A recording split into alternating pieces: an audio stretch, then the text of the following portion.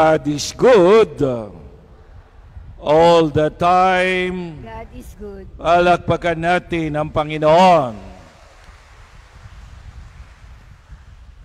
Ngayon, ang usap-usapan sa buong Pilipinas, miski sa mass media natin at social media, ay ang tungkol sa diborsyo. Sabing ganon, ano bang dahilan ng diborsyo? Ano bang dahilan ng paghiwalay? Sabi ganon, hindi raw external factors yan ang nakuha sa pag-aaral. Hindi yung problemang nanggagaling sa labas kung bakit nag-aaway-away ang pamilya, naghihiwalay, kundi internal factors. Ibig sabihin, yung loob, panloob na problema. Yung mga external factors, halimbawa, tungkol sa panahon, mga lindol, giyera, o kaya kahirapan, o kaya trabaho, yan, o kaya corruption. Hindi daw yan ang tunay na problema ng paghiwalay ng pamilya. Nakakaawa nga kasi tignan ninyo sa pananalitang ito ng isang tao, sabing ganon pag na isabatas na yang diborsyo, sabi ng isang lalaki, unang-una ako magfa-file ng diborsyo.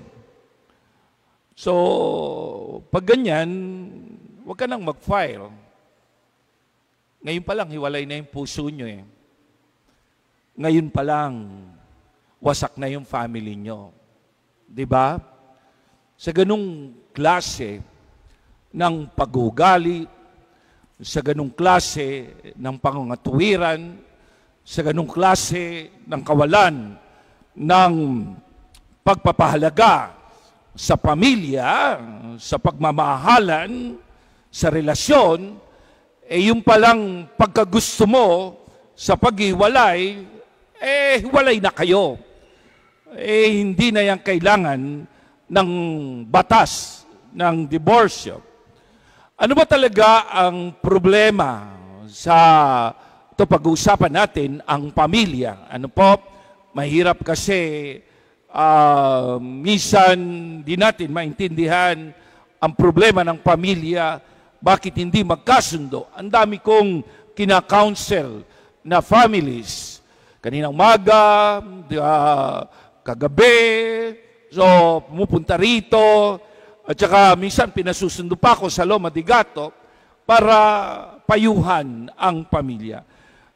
Tignan muna natin yung problema ng unang couple, si Eva at Adan. Napansin nyo, nilagay sila ng Diyos sa isang paraiso.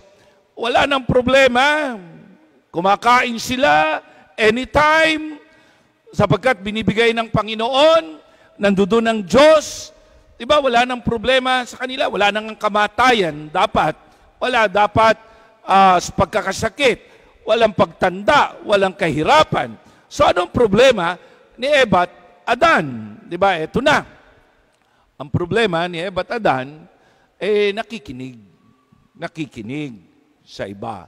Hindi kontento si Eva sa kanyang kinalalagyan. Di ba? Walang contentment. Kaya ang sabi ng demonyo sa kanya, nag-anyong ahas. Sabing ganon, ay halika, lumapit ka. Kung gusto mo akong halikan, kung gusto mo akong kainin mo. Okay? Sinabi na pa ng demonyo, totoo ba yung sinasabi ng inyong Diyos na lumikha sa iyo? Diyos na pagmulat mo pa lamang sa daigdig na ito, siya na yung makapangyarihan. Diyos na sinasamahan ka. Diyos na mabait. Totoo ba yan ang kanyang sinasabi na lahat ng punong kahoy dito, bunga nito, ay hindi nyo pwedeng kainin. Alam ni Eva, ang totoo, hindi totoo yan. Sabing ganon, lahat pwede naming kainin. Wag lamang yan. Yung bunga ng karunungan ng masama at mabuti. Sapagkat hindi namin pwedeng kainin yan. Kami ay mabuti lamang. Hindi kami pwedeng kumain ng masama at mabuti. Okay? Hindi pwedeng pagsamahin sa amin. Sa kalikasan ng tao, ikaw ay mabuti lamang. Hindi mo pwedeng malaman ang masama. Huwag kang mapaghangad. Diba? Sa masama. Sabi nga nun, hindi totoo yan. Sabi ng demonyo, sabi nga nun magiging Diyos ka. Mabubuksan ang iyong isip. Makikita mo ang maraming bagay. No, tingnan mo yung kawalan ng pagkakontento. Hindi, kinain niya, di ba? And then, tinukso niya pa yung kanyang asawa. Binigyan niya si Adan. Di ba? So, kung makikita mo dito, kawalan ng kontento, paghahangad. Di ba? Ito ang problema. Ang daming pamilya ngayon, naghahangad ng sobra-sobra kisa sa kanilang kinikita. Di ba? Ang mga anak, sobra-sobra. Minsan, ang gaganda ng cellphone, di ba? Ang kinikita ng nanay o tatay ay 500 a day o 600 a day. So, tingnan mo yan. So, ano yung mga paghahangad? Di ba? O, kailangan, pag ikaw ay nag-birthday, kailangan ay laging at least may cake. Laging masarap ang pagkain. Di ba? Nung mga bata pa tayo, nung maliliit pa tayo, abay, kinakain natin isda at gulay. Hindi pa tayo nagkakasakit noon. Di ba? So, ngayon, wala order ng order, di ba, ng pagkain. Di ba? Kahit wala namang pera. Di ba? So, yun yung gustong sabihin. Yung paghahangad. Paghahangad. Yung hindi ka kontento. Hindi ka namang kontento. Dapat alamin mo na yun lang ang kakayanan ng tatay mo. Yun lang yung kakayanan ng asawa mo. Minsan may isang babae, sumbat ng sumbat sa kanyang asawa, paano tayo mabubuhay nito? Imbis na magtulungan sila, yung tatay ay laging binobombard niya ng mga salita. So, yung tatay, nagkaroon ng problema, nag-inom ng alak, lalong nagpabaya. So, makikita niyo yung kawalan ng kontento, contentment. Diba? Yun ang isang problema. Yung mga anak, no? Tingnan ninyo yung sitwasyon ng inyong buhay. Huwag kayong tumingin sa labas, sa kapitbahay na nakakainggit. Iba yung pamumuhay nila. Ang isang magagawa mo ngayon ay magsumikap ka para sa iyong kinabukasan. Magsakripisyo. Meron nga isang pamilya nakakatuwa dahil alam nila, ang tatay nila ay construction worker. So, dito yun taga rito. Gumawa pa ito ng simbahan. 2 anak na nakatapos ng college, construction worker. Paano yung nanay? Tumutulong, mabait ang ina, yung mga anak nagko-construction din habang sila ay dumadaan sa pagsubok ng paghihirap. Pero kung lagi kang kulang, laging iniisip mo, kulang ang sweldo ni tatay, yung kahirapan ay naging desperasyon sa'yo. Dapat na maging inspirasyon mo ang kahirapan upang tulungan ang iyong magulang. Hindi yung iluluklok ka sa katamaran.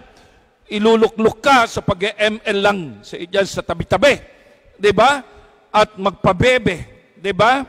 At tumulad sa iyong mga kaklase, sa iyong mga pinsan. Yan yung problema. Naintindihan po ba yun? So, kaya maraming nakakaawang pamilya. Maraming nakakaawa. Hindi nila alam sa loob pala ang problema. Yung attitude ng bawat isa. Diba? Minsan, sasaluan pa ng sugal, hahaluan pa ng inom ng alak, hahaluan pa ng pangungutang. Naku, kay mangungutang na mangungutang. Yan ang sinasabi ko sa inyo, pahihirapan kayo niyan. Huwag kayong magsugal na magsugal. Pag nagsugal kayo, mga online, ibabaon kayo niyan. Isang pamangkin ko, yun, hiniwalayan siya ng kanyang asawa. Kasi nga, inabaon siya sa utang. Pati yung mga sinusweldo niya ay napupunta doon sa pagsusugal. Napakahirap ng ganon. Huwag nyo nang haluan.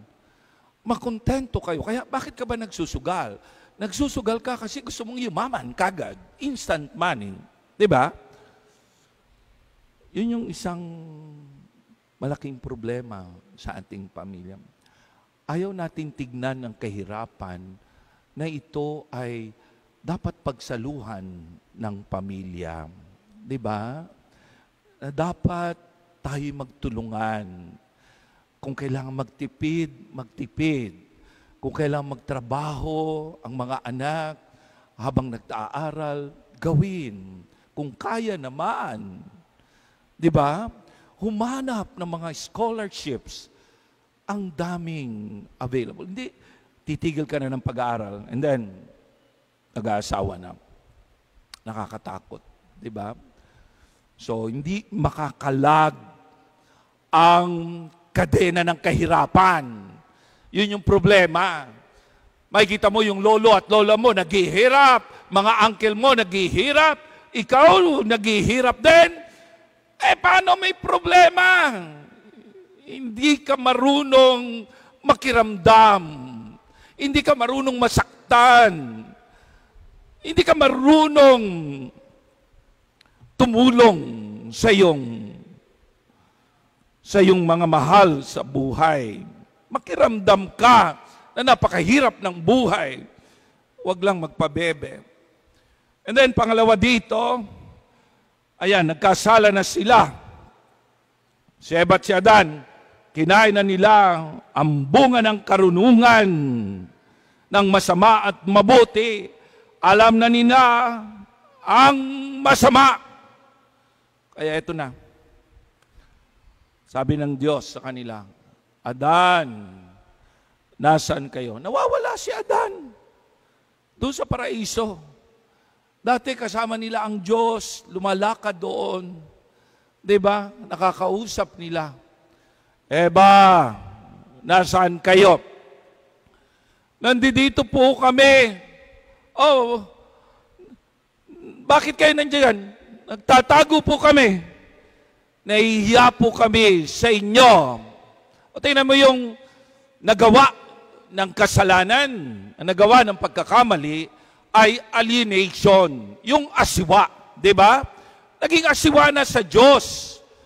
Di ba? Pag ikaw ay naging makasalanan, ang pamilya, nagiging asiwa ka ng pumunta sa simbahan. Di ba? Nagiging asiwa ka ng makipag-usap sa Diyos. So yun yung mga naging asiwa ka na. Sabing gano'n, bakit? Kinain nyo ba ang bungang ipinagbabawal? Alam kaagad ni Lord. Opo, Panginoon, dahil po kasi dito sa babaeng ito. Tingnan mo yan, na binigay nyo sa akin. Dati si Adan lungkot na lungkot, walang kasama. Ngayon, sinisisi niya yung babae. Dahil po dito sa babaeng ito, na binigay nyo sa akin. Ayan, diyan nangyari ang diborsyo. Di ba? Diyan mag-i-start ang divorce. Dahil po sa babaeng iyan. Sabi naman, Eva, bakit mo naman ginawa yun? Dahil po sa ahas na yan. Sisihan ang sisihan. Ayaw umamin. Yun ang problema sa pamilya. Ayaw umamin. Ayaw umamin na siya ay nagkamali. Nagkasala. ayaw umamin na siya ay mayabang, mapagmataas. Ayaw umamin na siya ay pabaya, tamad. Tingnan mo, ang anak mo hindi aamin niya na tamad siya. Kahit abutin niya ng hanggang alas 4 ng madaling araw, naka-cellphone, hindi yan tamad para sa kanya. Di ba? Sino nga amin?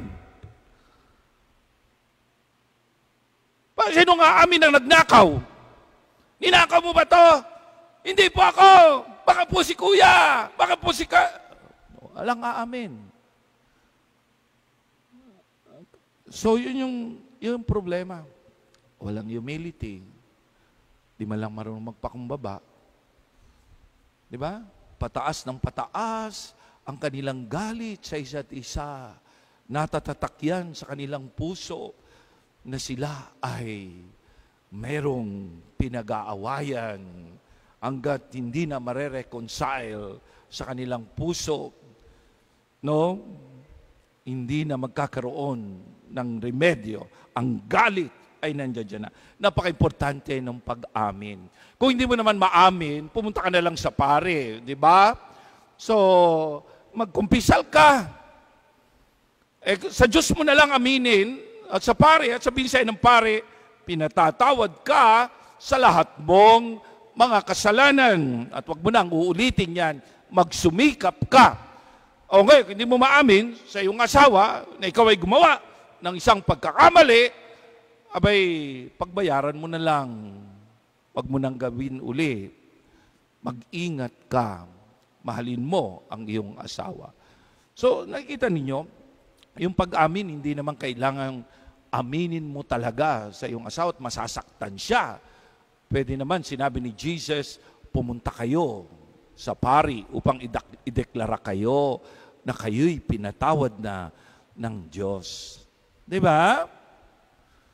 So yun yung napaka-importante nun. Una, walang contentment.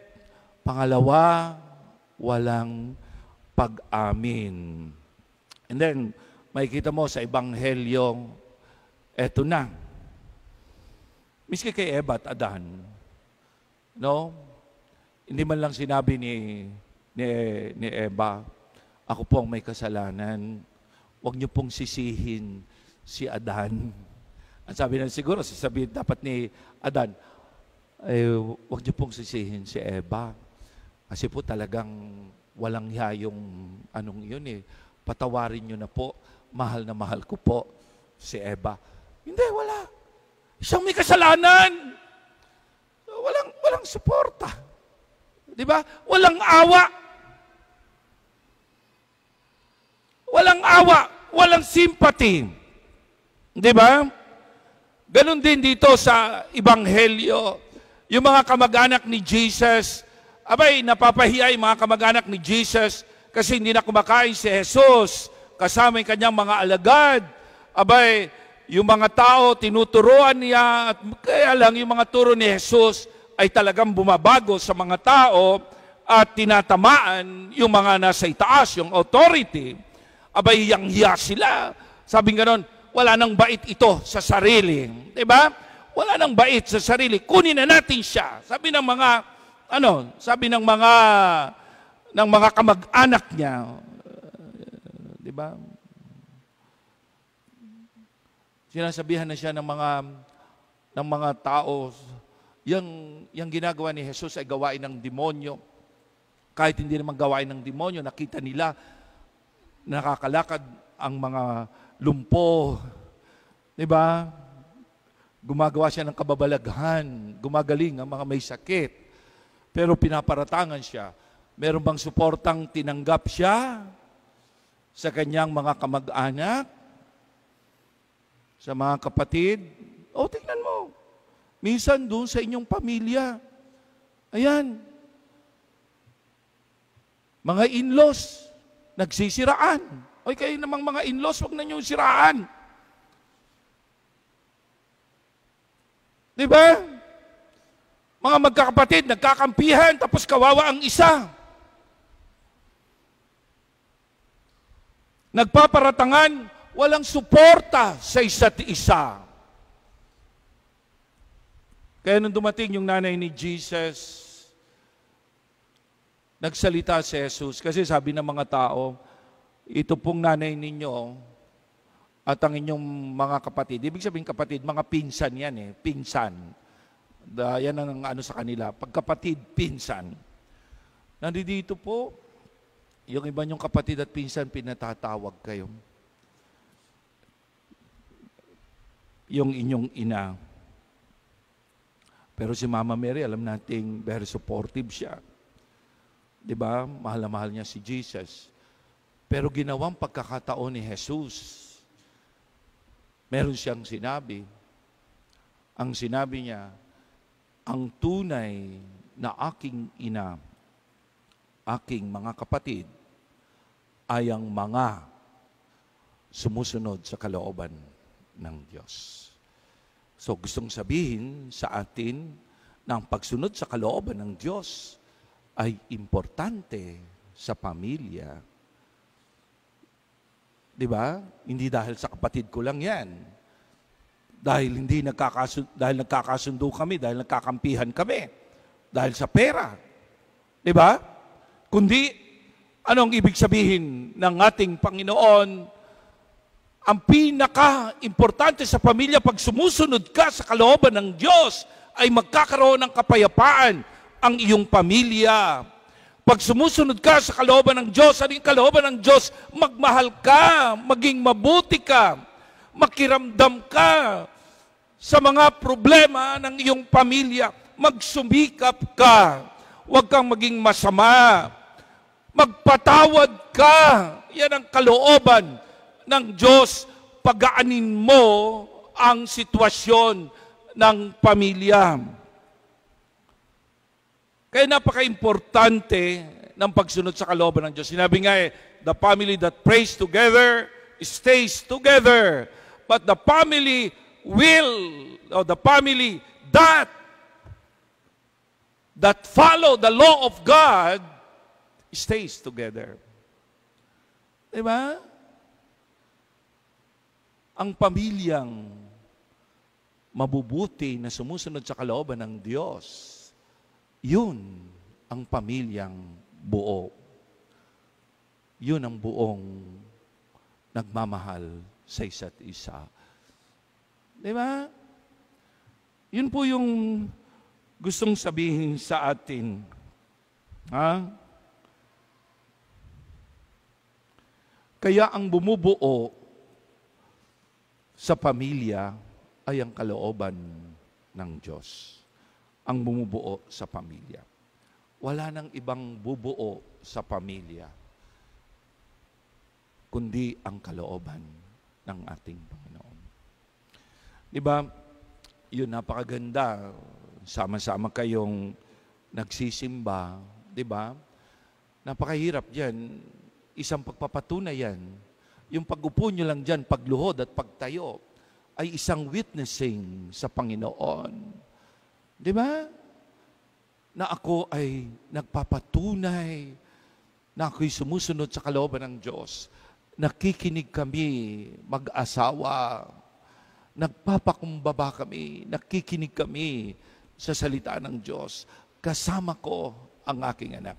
Kaya nga sabi ni Joshua, sabing ganon, napaka-importante na sinabi ni Joshua, kung ayaw niyong maglingkod sa Panginoon, kung ayaw ninyong italaga ang inyong sarili sa Diyos, ako at ang aking pamilya ay itinatalaga ko ang aming pamilya sa Diyos. It is my commitment to the Lord na mabubuhay kami sa Kanyang pagsamba. Mabubuhay kami sa pakikinig ng salita ng Diyos. Mabubuhay kami sa pagtatalaga namin ng aming sarili sa Diyos.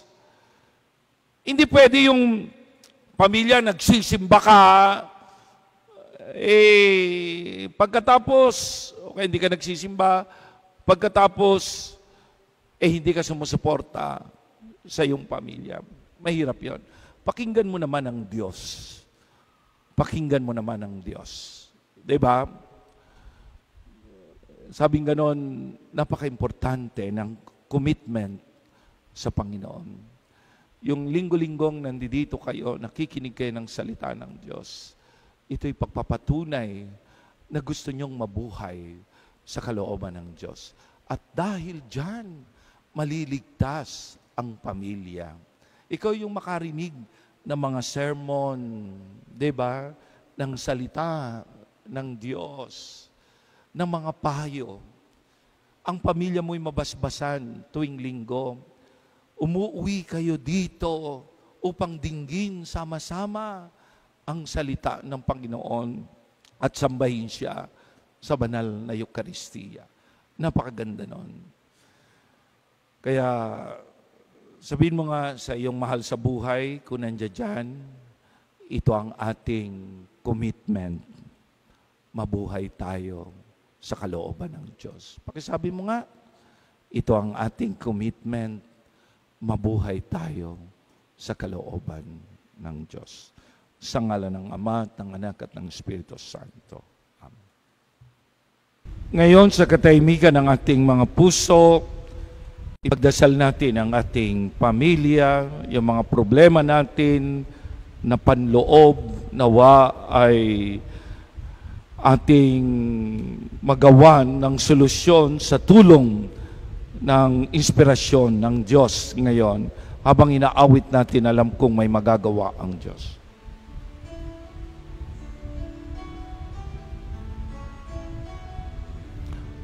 Alam kong may magagawa ang Diyos.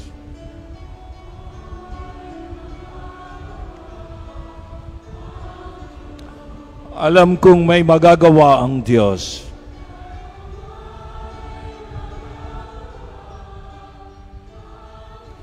Kung ako'y magtatapat sa Kanya'y maglilingkod,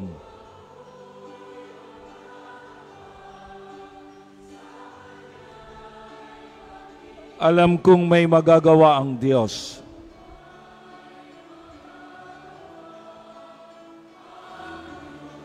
Taas natin ang ating mga kamay, alam kong diringgin ng Diyos ang samo ko. Alam kong diringgin ng Diyos ang samo ko.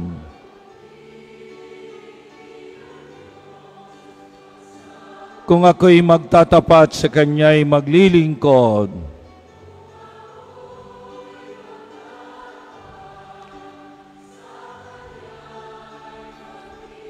alam kong diringgin ng Diyos ang samo ko.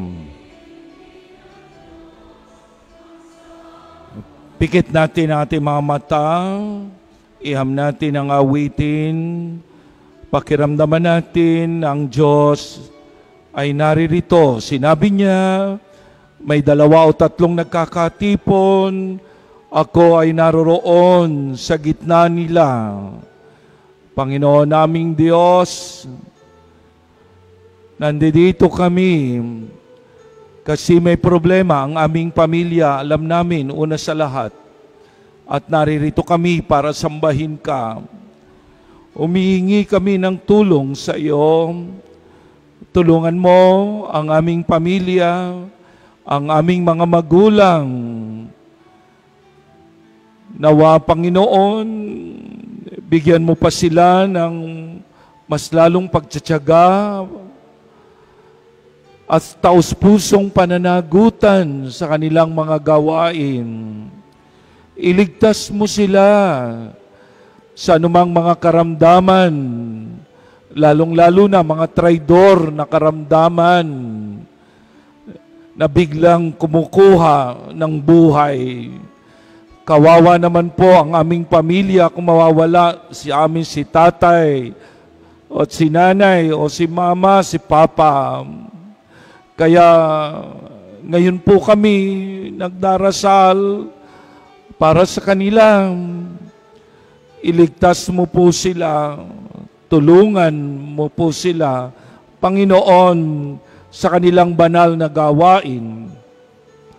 At kami namang mga anak, Panginoon, nawa ay sumuporta sa kanila sa pamagitan ng pagmamahal, sa pamagitan ng paglilingkod, sa pamagitan ng pagtitipid, pakikiisa sa kanilang sakripisyo. Huwag mo po kaming, Panginoon, pabayaang marahuyo sa pagpapasasa, marahuyo sa mga bisyo, sa katamaran. Tulungan mo kami, mga anak ng aming mga magulang. Tulungan mo kami magbago. Panginoon naming Diyos, kung meron pang problema sa aming pamilya, hindi pagkakaunawaan, sisikapin namin na magtulong-tulong kami na mawala ito at ipinapasa Diyos namin ang hindi na namin kayang mapatawad. Ipinapasa iyo na namin, Panginoon, yung mga nagawang pagkakamali. Yun na ang aming pagpapatawad. Ipinapasa iyo na namin. Pinapasa Diyos na namin. So, alisin mo mga galit sa aming puso, Panginoon. Tulungan mo rin ang mga may sakit, mga may karamdaman, at iadya mo kami sa lumang masama, lalong-lalo na sa pagpasok ng tagulan at sa pasukan na darating. Panginoon, tulungan mo ang bawat estudyante, ang bawat pamilya para sa pag-aaral ng mga anak. Salamat po, Panginoon, nakatawid kami sa pagsubok. Salamat po. Alleluia, alleluia.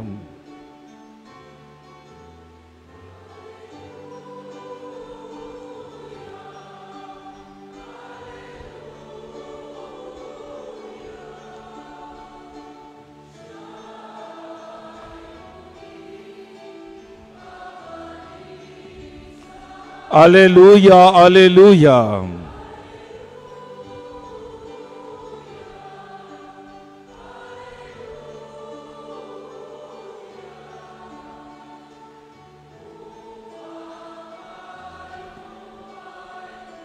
Sabihin mo sa katabi mo, merong magandang mangyayari sa iyo.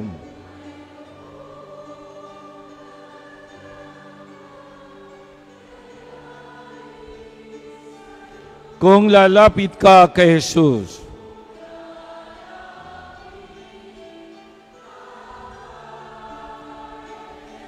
Sabihin mo, merong magandang mangyayari sa iyo.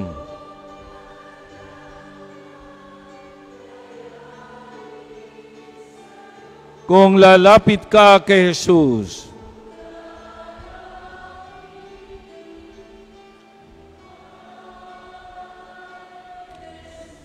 Salamat po, Panginoon. Ang lahat ng aming hiniling ngayon ay hinihiling namin sa iyong anak na si Jesus. Amen. Purihin natin ang Panginoon.